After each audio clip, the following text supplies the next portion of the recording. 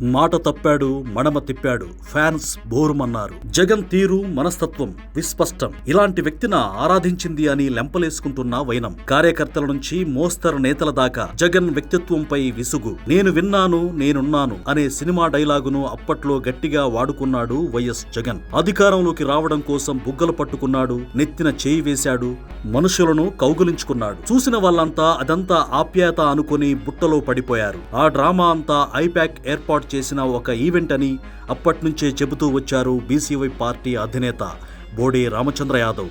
అయినా సరే జగన్ ను అర్థం చేసుకోలేక కొందరైతే దేవుడిలా ఆరాధించారు, బట్టలు చించేసుకున్నారు, సొంత డబ్బులు ఖర్చు పెట్టారు, ఏదో వెలగబెడతాడని ఆస్తులు అమ్ముకొని మరీ జగన్ ను ముఖ్యమంత్రిని చేశారు. చివరికి బీసీవై పార్టీ అధ్యక్షులు బోడే రామచంద్ర యాదవ్ చెప్పిందే జరిగింది. నమ్ముకున్న వారిని నట్టేట ముంచే రకమని తేలిపోయింది. దానికి సంబంధించి కొన్ని సాక్ష్యాలు, కొన్ని ఉదాహరణలు చెబుతున్నారు కూడా. అయినా సరే ఇప్పటికీ జగన్ నిజ స్వరూపం ఏంటో తెలియని వాళ్ళు జగన్ అంటే పడి చచ్చిపోతుంటారు. కానీ జగన్ అసలు రూపాన్ని ఇంకొన్ని ఉదాహరణలతో చెబుతున్నారు బోడే రామచంద్ర యాదవ్. నా అనుకున్న వారిని వదిలేయడంలో Jagan the separate track record. తన కోసం పనిచేసిన వారిని సైతం వదిలిపెట్టేయగలడు. లిక్కర్ కుంభకోణంలో మిథున్ రెడ్డి అరెస్ట్ అయితే కనీసం చూడ్డానికి కూడా వెళ్లలేదు. పోనీ బెయిల్ పై వచ్చాక అయినా పిలిపించుకుని మాట్లాడి ఉండాల్సిందిగా అది చేయలేదు. మిథున్ రెడ్డి తండ్రి పెద్దిరెడ్డినైనా మాట వరుసకైనా ఓదార్చాల్సిందిగా అది లేదు. ఇక మాజీ ఎంపీ నందిగం సురేష్ విషయం. జగన్ వెంటపడి తిరిగాడు.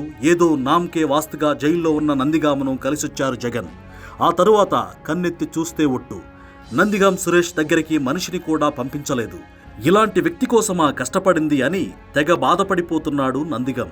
బోరుగడ్డ అనిల్ కుమార్ అంతంత గొంతు చుంచుకున్నాడు జగన్ కోసం. జగనన్న జగనన్న అని వెంటపడితే అసలు బోరుగడ్డ ఎవరు, అతనితో పార్టీకి సంబంధం ఏంటి అనేసింది వైసీపీ. ఇక మాజీ మంత్రి జోగి రమేష్ కల్తీ మద్యం కేసులో ఉచ్చు గట్టిగానే బిగిస్తోంది. జగన్ తననేదో ఉద్ధరిస్తాడనే భ్రమంలోంచి బయటకొచ్చి చక్కగా జైల్లో ఊచ లెక్క పెట్టుకుంటూ కాలక్షేపం చేస్తున్నారు. ఏదైతే అదైంది, ఇక చేసేదేముందన్న వైరాగ్యంలో ఉన్నారు జోగి రమేష్. ఎందుకంటే జగన్ ఓరకంట కూడా జోగి కేసి చూడడం లేదు. ఇక అందరికంటే ముఖ్యమైన క్యారెక్టర్ చెవిరెడ్డి భాస్కర్ రెడ్డి. మద్యం కుంభకోణం, టీటీడీకి కల్తీ నెయ్యి సరఫరా చేసిన కేసు నుంచి తప్పించుకోలేని పరిస్థితి. ఇంతవరకు అయ్యో అనడానికి జగన్ కు మనసే రాలేదు. ఇక జగన్ పుట్టినరోజు నాడు పిచ్చిగా అభిమానించే సైకో బ్యాచ్ పొట్టేళ్ల తలలో నరికి నానా బీభత్సం చేశారు. వాళ్ళందరినీ జైల్లో పెట్టారు. సరే, వాళ్ళు చేసింది తప్పే. అరే బాబు, మీరు చేసింది తప్పు, ఇక మీదట చేయకండని చెప్పి వాళ్లకు న్యాయ సహాయం చేయాలిగా.